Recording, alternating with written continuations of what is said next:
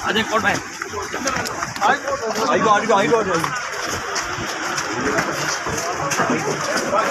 Court ने इनको release किया, बाहर गए तो गाड़ी में बैठे पुलिस।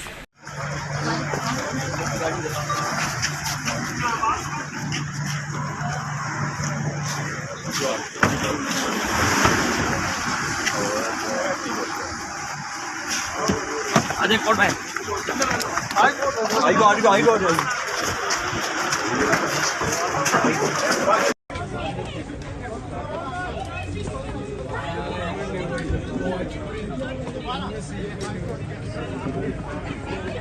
कोर्ट ने इनको रिलीज किया, बाहर गए तो गाड़ी में बैठे पुलिस।